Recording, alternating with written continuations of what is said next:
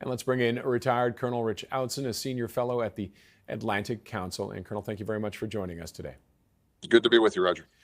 Your response, your thoughts on the news from Hamas? Well, I'm glad to see it, frankly, in the interests of both getting the release of the hostages, the Israeli hostages, and also sparing additional death and suffering to the Palestinians. It is a bitter, merciless sort of negotiation that's been going on between Israel and the Hamas authorities. I think probably without this degree of preparation for an operation against Rafah, which the United States certainly did not want to see on humanitarian grounds, Hamas would not have been moved to make this indication that they'll accept a ceasefire. Now, just to be clear, they've said they want a ceasefire, but the ceasefire is entirely on their terms. That's what they've been after, which is to get total Israeli withdrawal and essentially a return to status quo ante. They're not going to get that. This is going to be a temporary ceasefire. That's positive if it gets us some hostages released, but it still does not resolve the issue of Hamas control in Gaza, which is rooted in its control of Rafah. And we aren't hearing details, and you mentioned that. What can we expect to be in any kind of a ceasefire deal that would entice Israel to say yes to this? Well, the United States is putting intense pressure on Israel to accept the basically hostages for at least a temporary ceasefire and see if they can work that into a more permanent ceasefire. The director of the CIA has been sort of shuttling between Cairo, Jerusalem, and Doha to have these conversations. So I think we'll find out very shortly what I suspect will happen now that the Qatari and Egyptian foreign ministers have been notified by Hamas, is that Bill Burns is talking to the CIA director Burns is talking to the Israelis and making sure they'll accept it. I think they will, because the pressure is massive on them from the Israeli people to get these additional hostages released. But what will be more interesting is to see if this goes for 4 days, 5 days a week. Do they come to some formula that means that it's really been established as a ceasefire and not just postponement by a week?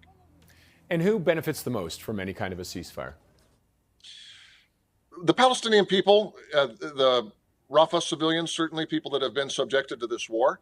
Unfortunately, it's also the case that Hamas, if they're allowed to remain in control of Rafah, will largely remain in control of the Gaza Strip, because Rafah is the lifeline for illicit smuggling and people coming in, coming out. They still have their last intact military bastion there. So if this is not just a temporary ceasefire and sort of a negotiating tactic, but if it leads to a more fundamental peace, the world will breathe a sigh of relief on behalf of the civilians spared it, but the problem of Hamas running Gaza will not have been resolved.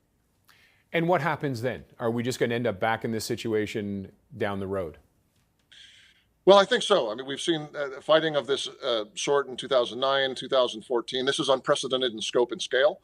But certainly, if this ends here, with Hamas still largely intact, although having suffered, then what you're going to see is another probably 5 years to 8 years, during which time the international community pays for the reconstruction of Gaza, resolving or absolving, rather, Hamas from the responsibility that most governing entities have of taking care of their own people. So someone else is taking care of their people while they continue to fight what they consider a resistance campaign. That butters Iran's bread, and it certainly keeps Hamas in power, but it guarantees future conflict because their goals essentially are irreconcilable with those of Israel. And will they have any trouble recruiting from in Gaza after what has happened?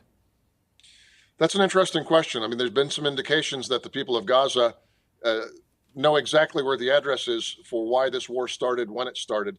And people at university campuses in North America have tended to forget what happened on October 7th. But from October 6th and earlier, Israel was trying the strategy of economic peace. It was allowing more goods into Gaza and more Gazans to come out and work. That was a path to a livable life for a lot of Gazans. Hamas is not about that. So, I think ultimately Hamas is about retaining power.